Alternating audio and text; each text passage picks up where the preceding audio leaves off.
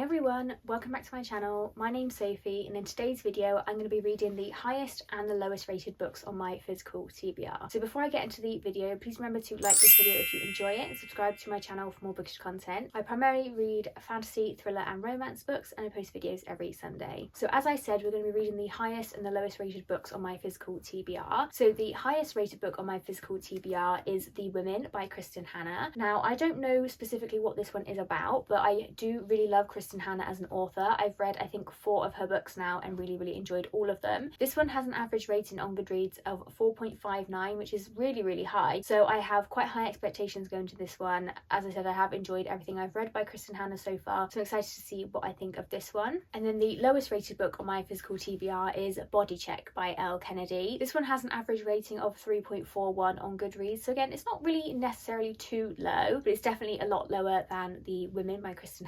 All I know about this one, it's a standalone, I think it's a standalone ice hockey romance. I do love Elle as an author, so I'm excited to see what I think of this one, and it's only short anyway, so it shouldn't take me too long to read. So those are the 2 books we're going to be reading for this video, so let's get reading. The Women by Kristin is a historical fiction novel set during the Vietnam War. The novel begins in 1966 and we follow our main character Frances, or Frankie, and her brother Finley, who is about a year or so older than her. He is drafted into the war effort and his parents are quite elite socialites, and their father never fought in a war, but he's very proud of his family's history fighting during World War II, and for him there is nothing that could be a better achievement for his son than fighting for his country. However, he does not feel the same for his daughter Frances. Frances's goal in life is to essentially marry well and become a housewife. She wants more for herself than this, and she has actually gone to college and trained to be a nurse. She decides to wrap up her classes as soon as possible and enlist in the war effort as well as a nurse. However,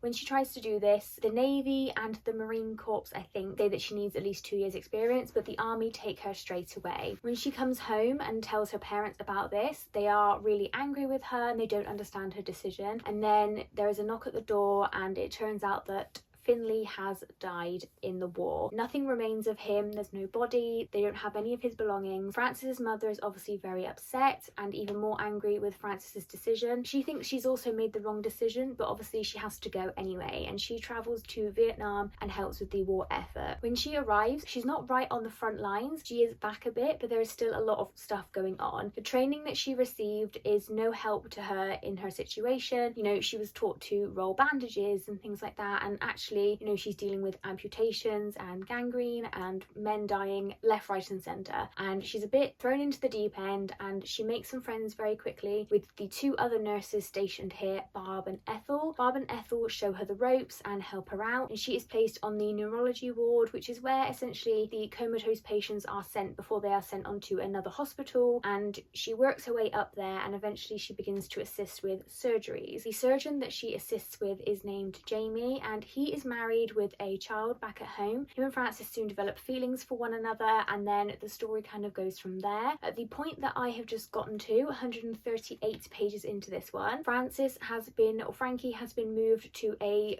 frontline hospital. They have literally just had a mortar attack, and again she's kind of thrown into the deep end, and what she thought she was prepared for, she wasn't actually prepared for. Ethel has returned home. She's had her date of release or something like that. Barb has also received one, but hers isn't for another couple of months, and she gets transferred to the same place as Frances so that they can be together again. This is a story about the horrors of war, the power that these women have, even though they're told they have no power essentially. So back at home, Frances is told that, you know, all she'll ever really amount to in life is being a housewife. Even though she has this nursing qualification, her mother says, well, you know, as soon as you get married, that doesn't matter because you'll be a housewife. And she wants more for herself than that. She wants to make an impact on the world and be a hero. This is her way of doing that. Now, so far, this is an extremely emotional and impactful story. I'm really enjoying my experience of reading this. Kristin really knows how to throw you straight into the story of this. You know, within like 2 chapters, she's in Vietnam, so there's no waiting around. You know,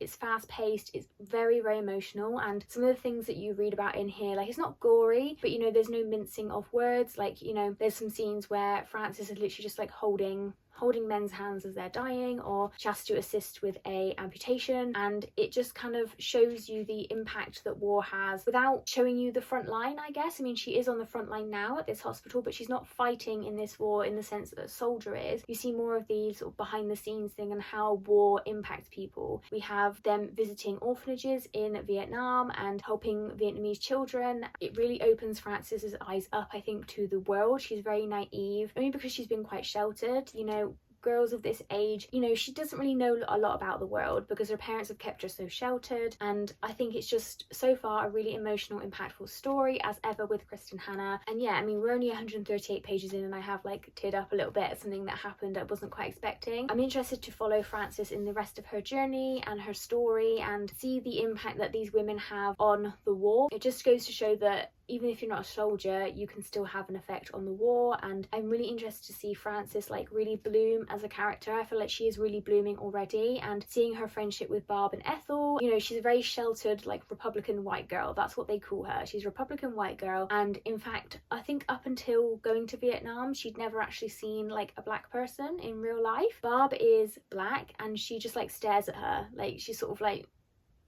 you know, she's never seen a black person before, which is just like insane to think about. And I think this is really going to open her eyes up to the world, and I'm interested to explore this story with her. I think these are really strong characters. The women that we are following, Barb, Ethel and Frances, are really powerful women, all in their own way, different ways. I'm interested to see, you know, as obviously Ethel's now gone home, we've got a new nurse, and see Frances make friends along the way and just kind of survive in this world, really. I'm really enjoying this one so far. Like I said, I'm only 138 pages in, but so far it's still having a really big emotional impact on me. I don't really know too much about the Vietnam War. It's not something that like in school that we ever really covered. I feel like in history in school you only really learn about like World War II. So for me as well, I think I'm gonna learn a lot about this period in history and just what happened. And I think Kristin Hannah always handles these stories with really good care, and she really does her research and handles these things with care. So I'm really intrigued to carry on with this one. I'm really enjoying it so far, and I think as ever with Kristin Hannah, this is going to be a high rated book. So far I'm really liking it, and I'm interested to see where we go from here. But yeah, so far really liking this one.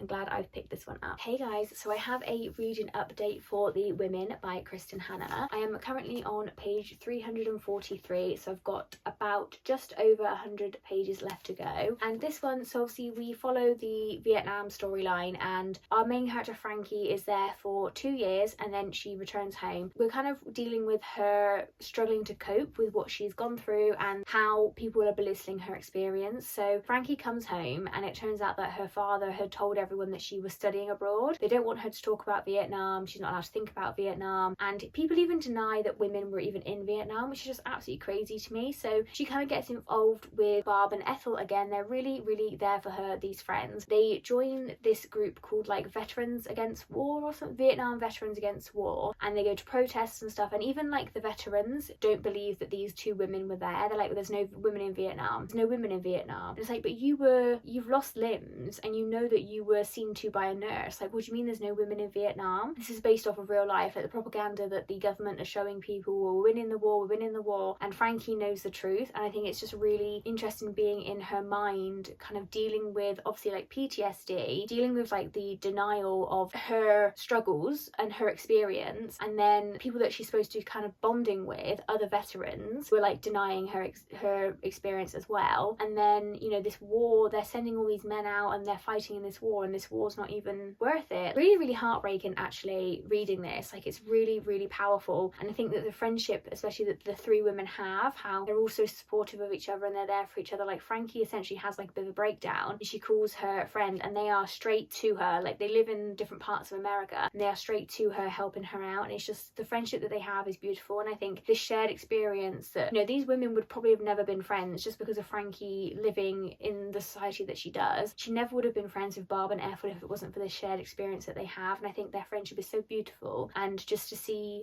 women be there for each other is just so beautiful. And I'm interested to see like where Frankie's story goes, especially. So she is kind of like building her life back up and kind of making the best of it. And, you know, she really loves nursing, and they're encouraging her to get back to nursing. So it's nice to see her kind of getting her life back together deeper in a way. And yeah, it's just really, really beautiful, this one. I can see why it's a very popular Kristin Hannah book. For me, I think I'm probably, I mean, I've got about 100 pages left. I'm going to rate it maybe around a 4-star. Like, it's still a really good book. It's not hitting for me the same as like The Nightingale and The Great Alone and These Four Winds. Those are my favourite Kristin Hannah books. But then a 4-star is still a really good rating. So we will see what I think when I finish this one. But really, really enjoying it. I think the messages about, like I said, female friendship, the whole thing about propaganda and things like that, it's just really, really powerful. And you can see it even now today in like today's society, where we belittle other people's experiences just because we don't believe, or we don't think, you know, they don't fit the bill of the person who could have gone through this. It doesn't mean that their experience is any less than people who fit that mold in a way. Like, just because Frankie wasn't a soldier, she's not a man, she's not a soldier, it doesn't mean that she wasn't there and she didn't experience these things and things like that. It's just really, really powerful. I think Kristin Hannah is just such a really good author, honestly. I'm just really, really enjoying this one. So I'm going to crack back on with this one and finish it up and come and check in with you guys when I'm done. I have now finished reading The Women by Kristin Hannah, and I think this one deserves a 4.5-star rating. This isn't quite a 5-star read for me. It didn't land the same as, like I said, The Nightingale and The Great Alone and The Four Winds. However, I think I enjoyed this one a bit more than Winter Garden, which I did give a 4-star rating. So I think a 4.51 is good for this one. There were parts of it that I didn't struggle with, but I thought it was a bit slow in parts. It's a fantastic story. It's incredibly written, as with any Kristin Hannah novel. I just think for me, it just didn't hit home quite so much. I think this definitely follows more of the PTSD and the aftermath of a historical like setting in a way. So obviously we have Frances in Vietnam and her experience there, and then she is home sort of, I guess, by like 200 pages. So for me, this was more of the aftermath of that. And I think same with Winter Garden, it just didn't hit quite the same. Saying that, this still really hit. I'm not saying it wasn't emotional. Like, I did tear up at the end. I think everything that our main character goes through and the resilience that she shows, but also the weakness that she shows. I think that this world that we live in is just very reliant on women's invisible labour, and I think this is a really good story of that, in a way that they couldn't have done this war without the women who were, you know, the nurses there and things like that, but they don't like to acknowledge the women, and I think that's very prevalent in society today, even still. So I think that was a very interesting message, and I liked at the end where we did see the Vietnam Women's Memorial. We do get a picture of it in 1993. I can see why people do really like this one. I just think some of her other novels resonate with me a lot more. Saying that, 4.5 stars is still an absolutely fantastic rating, and I can definitely see why this is a lot of people's favourite Kristin Hannah novel. This just isn't my favourite Kristin Hannah novel. However, it's still very, very strong. It's still incredibly written. I think that the three women that we follow, and especially Frankie, her struggles, and it's not a bad thing to be weak. I think society views people who are weak as bad, and because of her experiences being diminished, she feels like she can't struggle. And when you see her at the end kind of accept help and really work on herself, I think her whole journey is just absolutely incredible and just so valid. And I just think this is absolutely beautiful, such an incredible story, and a story that really needed to be told. And that's always the way with Kristin Hannah. She always tells stories that need to be told, and she really does like pick women in history who deserve to have their story told, and this was just absolutely incredible. 4.5 stars for this one. Really glad I read this one, and I cannot wait for my next Kristin Hannah book. What one that will be, I don't know. I do own Homefront in physical copy, and I do have a couple on my Kindle, so I think I'm going to take a bit of a break from Kristin Hannah at the moment because I just want to sit with this for a little bit, but I will definitely be picking up more of her work. And yeah, just absolutely incredible, this one. So on to the next book for this reading vlog, which is Body Check by Elle Kennedy. Bit of a different vibe, but I'm interested to see what I think of this one. I have now read the lowest rated book on my TBR, which is Body Check by Elle Kennedy, and I'm going to give this one a 3-star rating, I think. So in this one we follow Hayden and Brody. Hayden is the daughter of the owner of the Warriors team, which is who Brody plays for. They haven't really met before, but they come across each other one night. They have a sort of one-night stand. Hayden is on a break with a guy who wants to take things very slow, and it's really not what she wants. So they're on a break. She has a one-night stand with Brody, and then they can't stop thinking about each other. They really like each other and they want to see each other again. And then they realise that Brody works for her dad. And then with the team as well, what's going on is that there's accusations of fixing games for money, and Hayden's dad is actually in the middle of a very messy divorce with a woman who's literally only like 2 years older than Hayden. So they have quite a strained relationship, and this book essentially follows Hayden and Brody falling in love with each other and realising that they want more than a fling with each other, and also Hayden and Brody dealing with this situation with this ice hockey team from different perspectives, because because obviously Brody plays for the team. He doesn't want to lose his job. He doesn't want to have his reputation tarred, and Hayden's dealing with it with regards to her father, trying to repair the relationship that they have and things like that. So this one I gave a 3-star rating. I'm not sure if maybe it's more of like a 2.5 3-star. This one I just really couldn't connect to the characters and the story. I just felt very detached from it. When I wasn't reading it, I didn't really feel the pull to pick this book back up and carry on reading it. I think Elle Kennedy's other ice hockey books are much better than this. This is an okay standalone. I think if you want a very quick read, you'd like this, because this is literally about 270 odd pages. But I think because it was so short and we got kind of thrown into the story straight away, I just didn't really feel attached to any of the characters. I didn't really care about the storyline, and it just kind of got a bit samey, and the smut in this was getting a bit repetitive, and nearer the end I was just kind of like bored of reading it. And that's from someone who really enjoys reading romance books. I just kind of thought, I want more from this. I want more of their relationship, or more from the actual plot of this book. So I don't really have all that much to say about it, really. I don't really think I'd recommend it, but I think if it sounds interesting to you, you might enjoy it. It's just short. I couldn't attach myself to any of the characters, and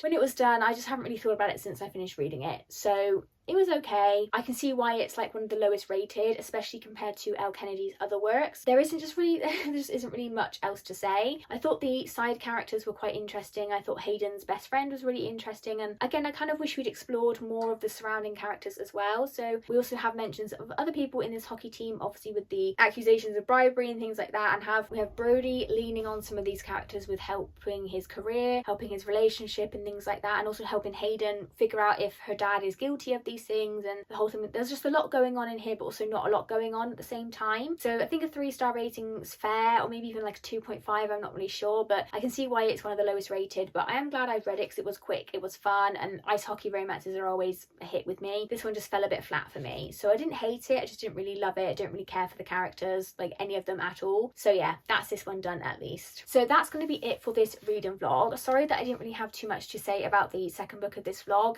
Sometimes I just find when I don't like a book, there's just a couple of reasons, and that's the end of it. So that is going to be it for this reading vlog. So comment down below if you've read any of these books. I'd love to hear your guys' thoughts. Please remember to like this video if you enjoyed it, and subscribe to my channel for more British content, and I'll see you in the next one, guys. Bye.